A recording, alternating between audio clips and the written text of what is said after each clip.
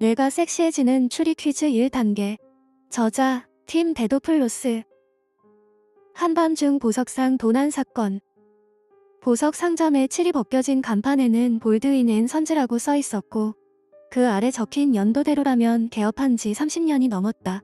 창문 쪽 진열 선반에는 아무것도 남아있지 않았고 문은 이상한 각도로 뒤틀려 있었다.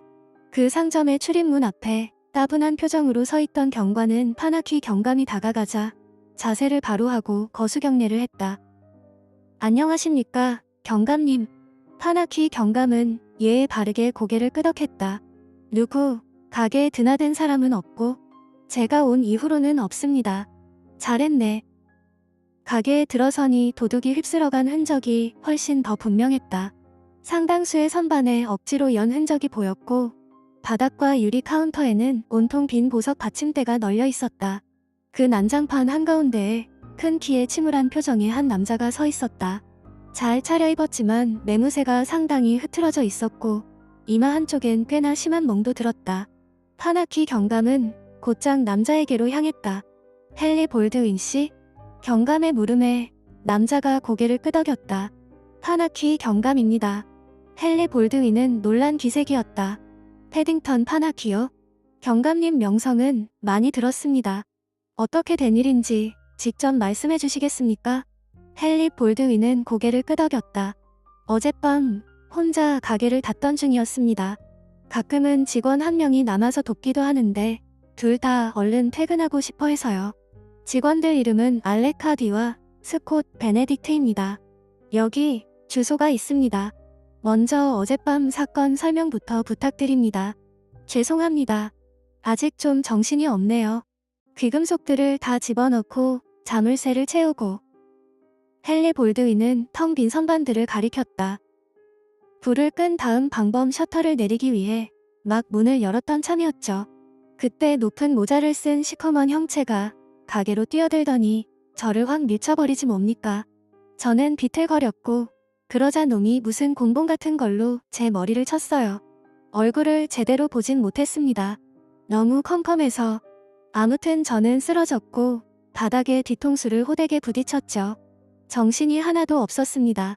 선반 문이 부서지는 소리를 희미하게 의식하긴 했어요. 나중에서야 놈이 받침대를 꺼내서 내용물을 모조리 비단 천주머니에 쏟아 넣은 걸 알았죠. 어쩐지 의식이 모두 토막토막 끊어진 느낌입니다. 아무래도 잠시 정신을 잃었던 모양이에요. 깨어나 보니 이미 화나더라고요. 습격당한 걸 떠올리고 주위를 둘러보고는 죄다 털린 걸 발견해 경찰에 신고했죠. 그게 1시간 반 정도 전 일입니다. 파나키 경감은 고개를 끄덕였다. 아까 직원들 얘기를 하셨죠? 아무래도 내부자 소행 같아서요. 사흘 전에 새로 물건을 들여온 것도 있고 어쨌거나 그런 식으로 들이닥칠 타이밍을 정확히 가늠하려면 제 생활 패턴을 꿰고 있어야 하니까요.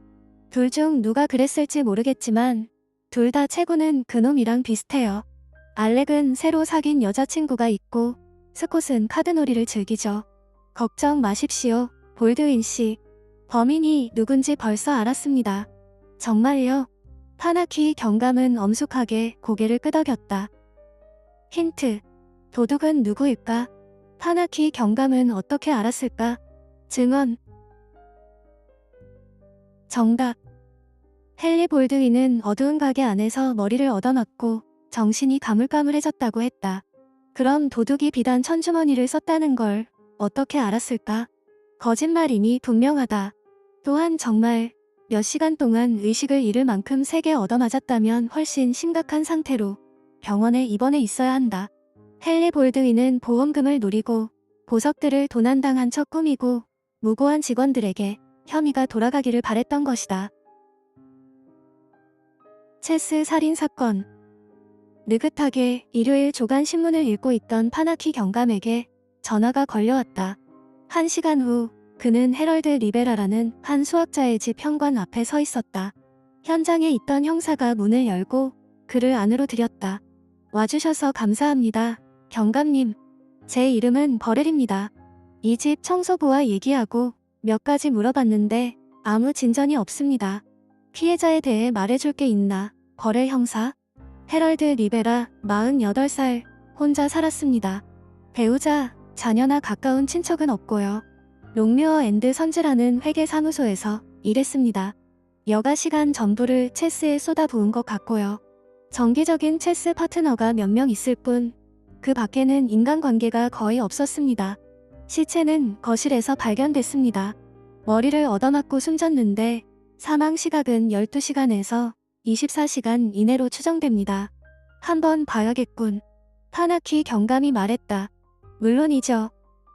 벌의 형사는 경감을 안내하여 복도를 지나 소박한 거실로 들어섰다. 거실 안에는 작은 소파와 커피 테이블도 있었지만 커다란 독일 체스판이 놓인 테이블이 떡하니 자리를 차지하고 있는 게 가장 먼저 눈에 띄었다. 또 옆쪽 2개의 작은 테이블 위에도 각각 체스판이 놓여 있었다. 체스판 3개 전부 경기가 진행 중이었지만 큰 테이블에서는 백이 유난히 우세를 점하고 있었고 판 한가운데 백의 비숍 둘이 백의 나이트를 가운데 두고 서 있었다. 체스판 앞바닥은 피로 흠뻑 물들었고 거기 놓인 나무 의자도 마찬가지였다. 혼자 살았다고? 타나키 경감이 물었다. 네. 청소부가 매일 아침에 와서 2시간씩 청소했습니다. 청소부가 발견했죠. 작은 테이블들은 늘 경기가 진행 중이니 절대 건드리지 말라는 지시를 단단히 받았다는군요. 그걸로 우편 경기를 진행한다고 말했답니다. 커다란 건 맞대면 경기용이고요. 알겠네. 누군가 체스광을 죽이고 싶어 할 만한 이유가 혹시 있을까? 청소부 말로는 피해자가 가끔 아주 무례할 때가 있답니다. 실수로요. 악의가 있는 건 아니고 그냥 사교성이 부족하다 보니 제가 보기엔 결국 체스 친구 중 누군가가 욱해서 죽인 것 같습니다. 그러면 경기가 설명이 되는군. 타나키 경감이 말했다. 벌의 형사는 고개를 끄덕였다. 커피 테이블에서 이름 셋이 적힌 쪽지를 발견했습니다. 청소부가 피해자 필체가 맞다고 확인해줬고 피해자가 종종 그날 올 사람 이름을 메모하곤 했다고 하더군요. 준비 차원에서요. 아쉽게도 알파벳 순서입니다. 물론 그렇겠지. 수학자가 달리 무슨 순서로 이름을 적겠나? 2명은 단골 체스 파트너고요. 3번째는 회사 동료로 밝혀졌습니다. 토머스 크리치는 피해자와 마찬가지로 외톨이입니다. 38살의 변호사 조수. 얘기해봤는데 오후에 올 참이었지만 감기가 걸려서 취소했다고 합니다. 매튜 노트는 입찰 전문가고 42살. 다른 체스 친구입니다. 저녁에 올 예정이었지만 증시 하락세에 대한 글을 읽느라 정신이 팔려 시간을 깜빡했고 너무 늦어서 안 왔다는군요. 동료는 브랜든 코텐입니다. 둘이 같은 부서에서 근무하고요. 문제성 고객 계좌에 대해 논의하려고 점심 후에 왔었답니다. 종종 그렇게 해왔다고 합니다. 큰 체스판이 비어 있었던 기억이 난다고 하는군요. 잘했네, 형사. 자네가 살인사건을 해결했어. 타나키 경감이 말했다. 제가요? 벌의 형사는 믿겨지지 않는다는 말투였다. 아직 채 시작도 안 했다고 생각했는데요. 누가 살인자인지 지금 당장 말할 수 있네. 힌트. 헤럴드 리베라를 죽인 사람은 누구일까? 그리고 타나키 경감은 어떻게 알았을까? 체스판. 정답. 살인자는 브랜든 코튼이다. 커다란 체스판의 말들은 체스 규칙에 따르면 나올 수 없는 배열로 놓여 있었다. 비숍은 한 가지 색깔 칸 위로만 움직이며 양측이 각각 흰 칸으로만 움직이는 비숍과 검은 칸으로 움직이는 비숍 하나씩을 갖게 된다. 커다란 체스판에는 100의 비숍 2개가 한 칸 사이를 두고 나란히 놓여 있다. 이것은 둘 다 같은 색깔의 칸 위에 있다는 뜻이다. 체스 규칙을 아는 사람이라면 절대 하지 않을 실수다. 브랜든 코트는 고객의 돈을 횡령하고 있었는데 헤럴드 리베라가 알아채는 바람에 도와달라고 설득하러 왔다. 헤럴드 리베라가 거절하자 브랜든 코트는 그를 죽인 다음 가짜로 체스 경기를 꾸며 놓으려 했다. 그러나 불행히도 그는 결정적인 실수를 저질렀다. 눈 오는 밤 목걸이 도난 사건. 타나키 경감이 잭슨과 이자벨라 스톤 부부의 집에 도착한 것은 오후 9시 넘어서였다. 종일 내리던 눈이 2시간 전에 드디어 멈췄기에 가는 길이 그렇게 고되진 않았다. 진입로 끝에서 몹시도 추워 보이는 경관이 그를 맞이했다. 파나키 경감은 경관에게 배지를 보이고 진행 상황을 보고하도록 했다. 경관이 말했다. 이자벨라 스톤 소유의 아주 값비싼 다이아몬드 목걸이가 1시간 전 집에서 도난당했습니다. 스톤 씨 부부는 오늘 저녁 오래된 친구인 존과 캐슬린, 아코스타 부부와 어울리고 있었습니다. 집 옆쪽 벽 침실 창문 아래에 사다리가 놓여있는 것을 스톤 씨가 발견하기 전까지는 4명 다 수상한 낌새는 전혀 느끼지 못했다고 합니다. 넷이 집을 수색했고 스톤 씨가 다이아몬드 목걸이가 도난당한 사실을 발견했습니다. 침입자가 현장에 없다는 건 제가 직접 확인했습니다. 사다리로 들어왔다가 누가 알아채기 전에 도망친 것이 틀림없습니다. 아코스타 부부가 5시 반에 도착했을 때는 모든 것이 정상이었지만 사건은 그때부터 도난이 발견된 8시 반 사이에 일어난 것으로 보입니다. 파나키 경감은 경관에게 고맙다고 말하고 사다리를 보여달라고 요청했다. 그들은 집 앞을 돌아 옆쪽으로 갔다. 집 주위와 작은 정원 창고까지는 눈 위에 온통 발자국 투성이었다. 건물 옆쪽에 기대 세워진 사다리가 열린 창문에 닿아 있었다. 뭔가 펄럭거리고 있는 건가? 파나키 경감은 사다리를 붙잡고 창문을 올려다보았고 순간 사다리가 눈 속으로 푹 박혀들자 놀라 움찔했다. 펄럭이는 것은 바람에 흔들리는 커튼이었다. 이 사다리는 창고에 있던 건가? 경관이 고개를 끄덕였다. 집주인인 잭슨 스톤 씨가 확인했습니다. 스톤 부부와 아코스타 부부와 얘기 좀 해야겠는데. 두 사람은 집 안으로 들어가 4명의 친구들이 모여있는 거실에 들어섰다. 호사스럽기보다는 깔끔하고 단정하며 편안하게 꾸민 아늑한 공간이었다. 소개를 마친 다음 파나키 경감은 4사람에게 무슨 일이 있었는지 이야기해달라고 했다. 무슨 일이 벌어졌다는 것도 몰랐어요. 다 지나간 후에야 알았죠. 아내의 말에 잭슨 스톤이 맞장구 치며 설명했다. 맞습니다. 8시 반이 되기 조금 전에 화장실에 갔다가 창문으로 벽에 기대 세워진 사다리를 봤어요. 무슨 영문인지 알 수 없어서 볼일을 본 다음 확인하러 밖에 나가보니 창고에 있던 사다리를 누가 침실 창문 아래 대놨더라고요. 그래서 안으로 다시 들어와 사람들에게 알렸죠. 존 아코스타는 고개를 끄덕였다. 잭슨이 기겁해서는 뛰어들어와 집에 침입자가 있을지도 모른다는 겁니다. 잭슨과 저는 당장 안전 여부를 확인했고 여자들은 경찰에 전화를 했습니다. 저는 아래층을 수색하고 잭슨은 위층을 둘러봤지요. 부엌에서 칼이 없어진 건 아닌 듯해서 안심했습니다. 그때 아내의 목걸이가 사라졌고 도둑이 훔쳐갔다는 걸 알아차렸지요. 잭슨 스톤이 말했다. 안팎으로 샅샅이 뒤졌어요. 캐슬린 아코스타도 열성적으로 말했다. 목걸이도 도둑도 보이지 않았어요. 겁이 덜컥 나더라고요. 파나키 경감은 생각에 잠겨 고개를 끄덕였다. 그리고 4분은 저녁 내내 함께 계셨겠지요? 물론이죠. 이자벨라 스톤이 확고한 어투로 말했다. 적어도 2명씩은요. 캐슬린과 저는 부엌에 몇 번 다녀왔어요. 알겠습니다. 파나키 경감이 다시 고개를 끄덕였다. 말씀드릴 것이 있는데요. 스톤 씨. 보험 사기는 형량이 아주 무겁습니다. 목걸이는 어디 적당히 편리한 장소에서 발견되리라 믿습니다. 그러자 잭슨 스톤의 얼굴이 창백해졌고 다른 3명은 소스라치게 놀랐다. 안녕히 계십시오. 파나키 경감은 인사하고 느긋이 집을 나왔다. 힌트. 왜 파나키 경감은 잭슨 스톤이 도둑이라고 생각했을까? 사다리. 정답. 파나키 경감이 조금 무게를 실었을 뿐인데 사다리는 눈 속으로 푹 빠져들었다. 만약 누가 그걸 타고 올라갔다면 이미 최대한 깊숙이 박혀 있어야 맞다. 그렇다면 침입자는 없었다는 뜻이다. 잭슨 스톤만이 그럴 기회가 있었다. 그는 화장실에 가는 척하고 사다리를 대놓은 다음 사다리를 발견한 척하고 도둑을 찾아 위층을 수색한다는 핑계를 대고 그 사이 목걸이를 챙겼다.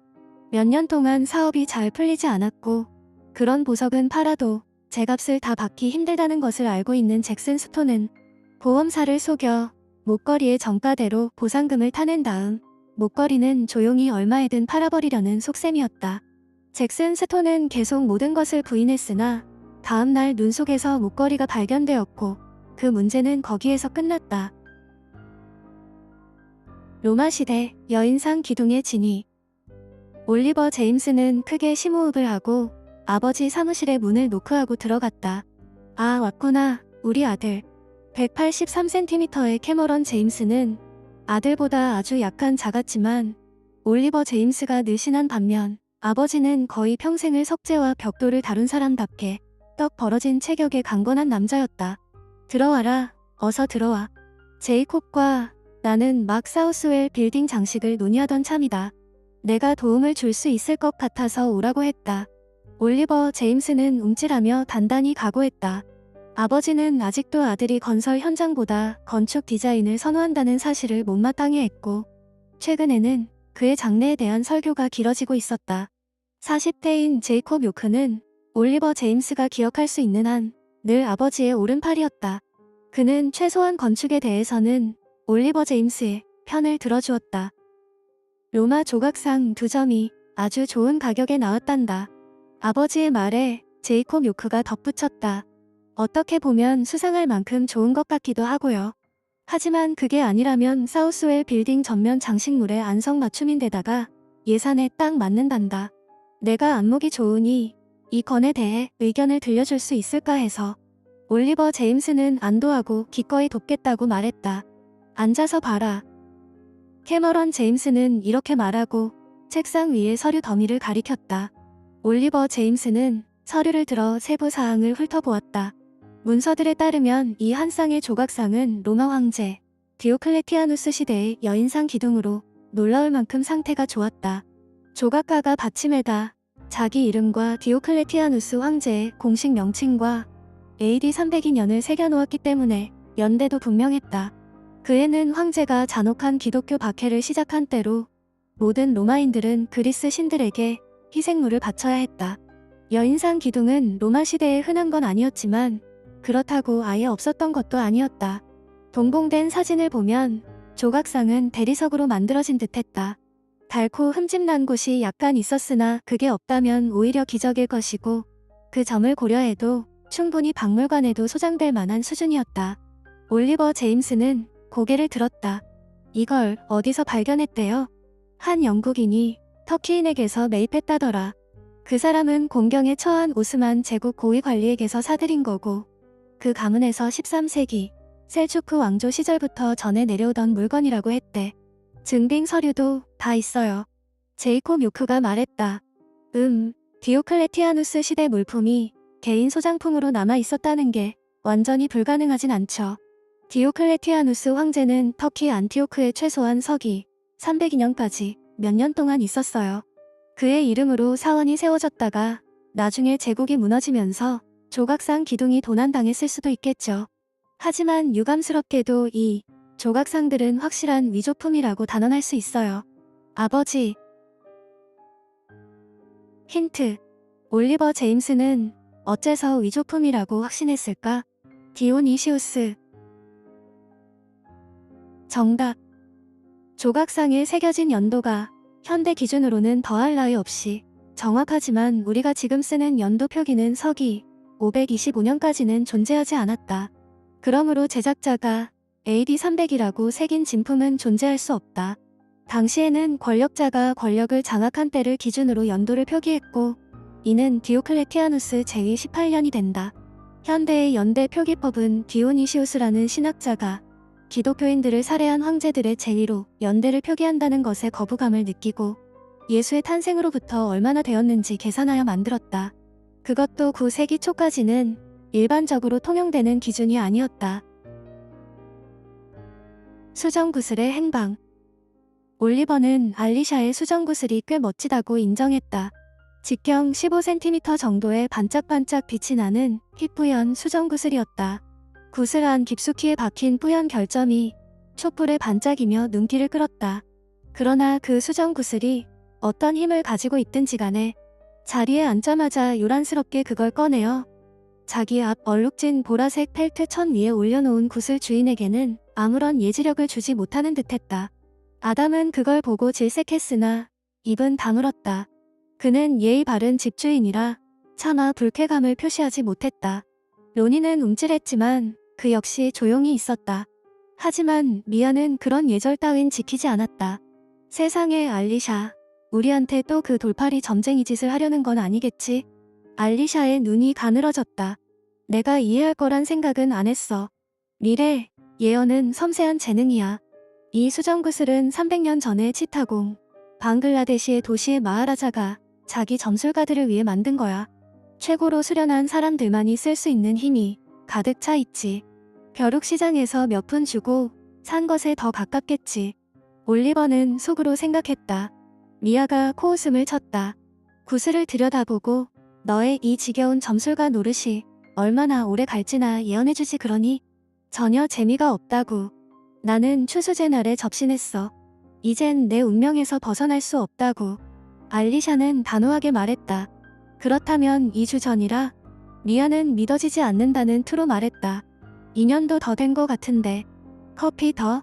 일부러 명랑한 목소리를 내며 아담이 큰 커피 주전자를 들고 돌아다니며 모두의 잔에 커피를 따라주었다. 올리버가 그 틈을 타 말했다. 하이킹 갔던 거 어땠는지 얘기해줘, 아담. 아담은 미소를 지으며 지난 주말 언덕에서 겪었던 길고 재미있는 모험담을 풀어놓기 시작했다. 그리고 거기서 가지고 온 들꽃 표본들을 보여주었고 이어서 다른 친구가 알리샤를 르네상스 예술 토론으로 끌어들여 모든 것이 정상으로 돌아갔다. 이후 오후 시간은 즐겁게 흘러갔다. 아담은 손님들을 식당으로 안내한 뒤 늦은 점심으로 차가운 고기 요리와 술을 무한정 대접했다. 슬슬 갈 시간이 되었지만 누구도 엉덩이를 때려 하지 않았다.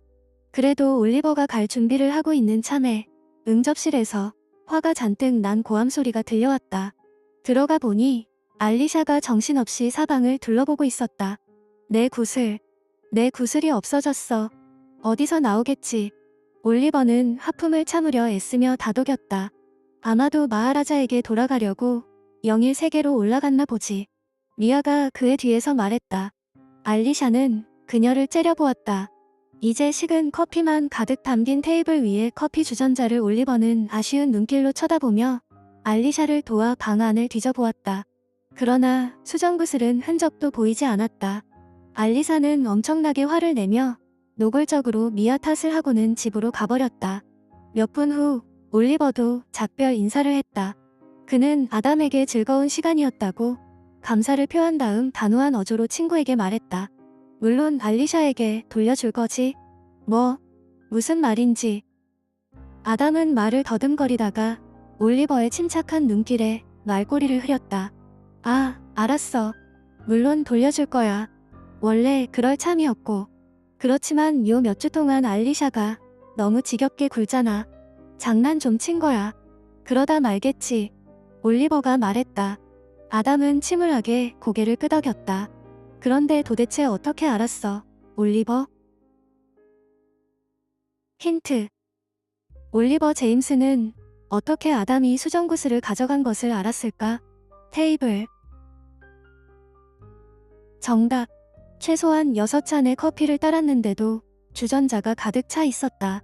모두 식당으로 간 다음 아담은 수정구슬을 얼른 커피 주전자에 넣었고 그 바람에 커피가 거의 넘치기 직전까지 찬 것이다. 그는 며칠 후 수정구슬을 돌려주었다. 알리샤는 다시 구슬 얘기를 꺼내지 않았고 한 달이 지나고 나자 신비로운 예지력에 대해선 전부 잊어버렸다.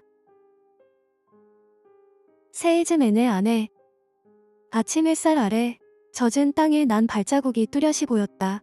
묵직한 290 사이즈 신발 자국이 집 앞 길거리에서부터 나무 그루터기까지 이어졌고 약간 맴돌다가 곧장 현관으로 향하여 정문까지 난 자갈길 위로 사라졌다. 파나키 경감은 자기 발자국이 섞이지 않도록 길에서 살짝 벗어나 조심스레 그 자취를 따라갔다. 현관 예비 열쇠는 그루터기 안구멍에 숨겨져 있었다.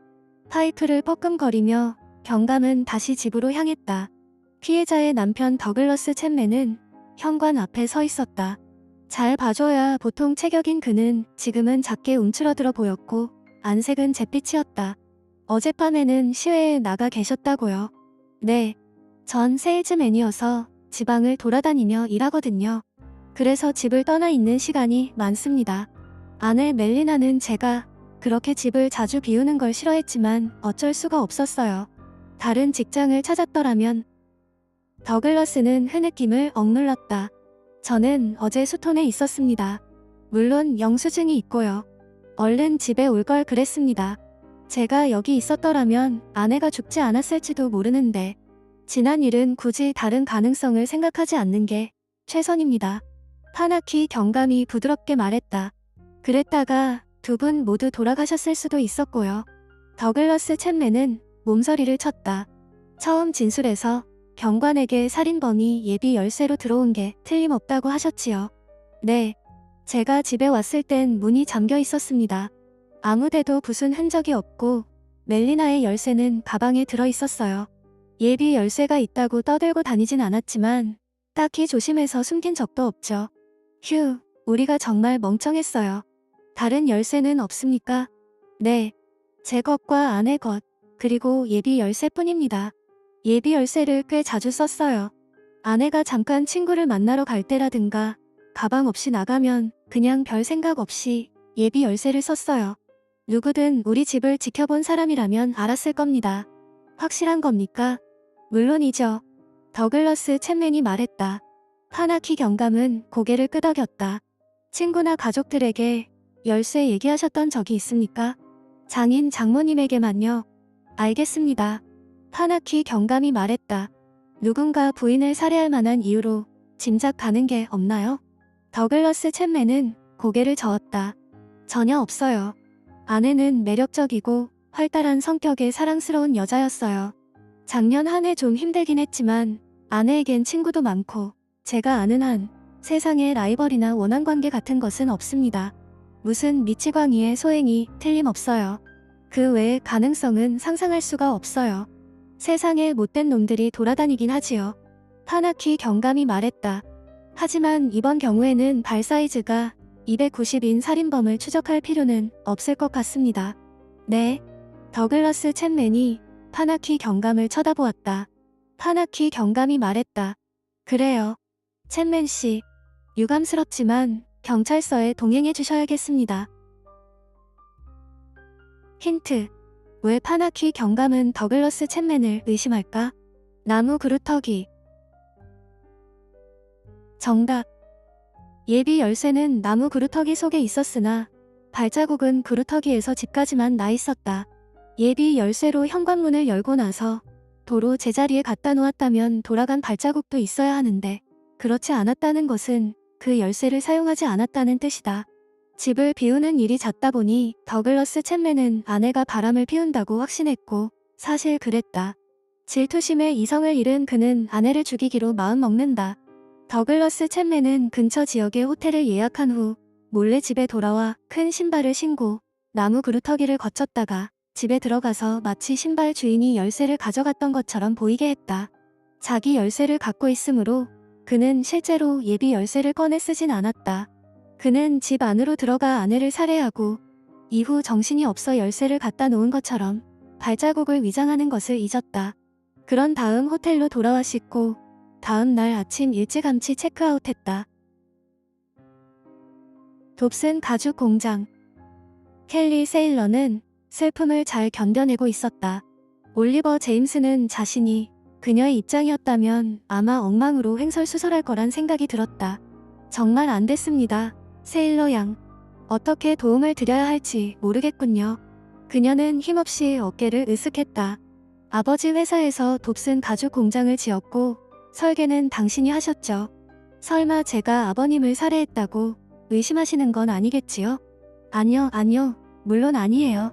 하지만 누구보다 거길 잘 아시잖아요. 혹시 뭔가 알아채실 수도. 켈리 세일러는 힘없이 말끝을 흐렸다. 올리버는 한숨을 내쉬었다. 그 프로젝트 기억납니다. 3년 전이었죠. 강가에 제역소 건설 허가를 받고 폐수를 방류할 수 있는 부지를 찾는 일은 정말 악몽과도 같았어요. 그래서 공장이 버튼 지역 아래쪽에 있게 된 겁니다. 하지만 제가 배치를 하나하나 다 기억하는 건 아닙니다. 올리버는 잠시 말을 멈추고 켈리 세일러의 슬픈 얼굴을 쳐다보았다. 그래도 제가 기억하는 게 있겠죠. 처음부터 말씀해 주시겠어요. 그녀는 살짝 감사의 미소를 지었다. 저희 아버지가 잭 돕슨 사장의 회사에서 일했다고 말씀드렸지요. 가죽 공장의 회계 관리자셨어요. 일주일 전 장부와 재고의 숫자가 맞지 않는 걸 발견하셨죠. 사장에게 알리니 그냥 무시하더래요. 저희 아버지는 당신께서 옳다고 여기면 물러서지 않는 분이에요. 그래서 조사를 시작했죠. 나흘 전 저녁, 저와 저녁 식사를 할 때 처음 발견한 사실을 증명해줄 조직적 부정의 증거를 확인했다고 말씀하셨어요. 다음 날 일이 끝나면 그걸 들고 돕슨 사장에게 따지겠다고 하셨죠. 그 뒤로 집에 돌아오지 않으셨어요. 무척 놀라셨겠습니다. 올리버의 말에 켈리 세일러는 고개를 끄덕였다. 다음 날 아침 경찰에 연락했어요. 경찰은 살펴보겠다고 했죠. 이틀 후, 그러니까 어제 오후에 아버지 시신이 가죽 공장 옆을 흐르는 냄새 나는 방에서 발견되었어요. 경찰은 아버지가 사망한 지 18시간이 되었다고, 그러니 일요일 저녁에 돌아가신 걸로 추정했어요. 놀랄 일은 아니지만 경찰은 돕슨 사장을 조사하는 걸 주저하고 있어요. 영향력이 큰 사람이니까요. 돕슨에겐 돈과 힘이 있으니까요. 경찰을 밀어붙여 결국 수사에 나서게 했지만 그 미꾸라지 같은 작자는 주말 내내 100km 떨어진 지역에서 친지, 지인들과 있었다지 뭐예요. 아버지가 비상식적으로 굴어서 금요일 저녁에 해고했대요. 그리고 경찰이 아버지에 의해 위스키가 가득했다는 걸 발견한 거죠. 이제 경찰은 아버지가 금요일 밤에 술로 슬픔을 잊으려 했고 그냥 술을 마시다가 일요일 밤에 강에 빠진 게 틀림없다는 거예요. 하지만 아버지는 술을 많이 드시는 분이 아니었고 위스키는 특히 싫어하셨어요. 모든 게 수상해요. 아버지가 돕슨 사장의 횡령 사실을 발견해서 그가 아버지를 살해한 게 틀림없어요. 다만 어떻게 했는지 모르겠고 경찰은 확실한 단서 없이는 추가 수사할 엄두도 못 내고 있어요. 돕슨 사장의 알리바이는 완벽해요. 올리버는 그녀의 손을 덥석 잡았다. 아니, 모르시겠어요? 알리바이가 성립이 안 돼요. 힌트. 잭 톰슨의 알리바이에서 무엇이 문제일까? 강. 정답. 올리버가 지적했듯이 가죽 공장은 강으로 폐수를 방출하고 있으므로 강물에는 독성이 강한 화학물질이 가득하다. 그런 환경에서 시체는 일반적인 상황보다 훨씬 늦게 부패하게 되니 켈리의 아버지는 사망한 지 며칠이 되었을 수도 있다. 결국 세밀한 조사 결과 잭 돕슨 사장은 어마어마한 규모의 횡령이 발각되었다는 사실에 겁을 먹고 켈리의 아버지를 금요일 밤 살해하고 위스키 한 병을 들이부은 다음 강에다 버리고는 그걸로 진실을 덮어 변호사들의 도움을 받아 혐의를 벗어날 수 있으리라 믿은 것이다. 당연히 그렇게 되진 않았다.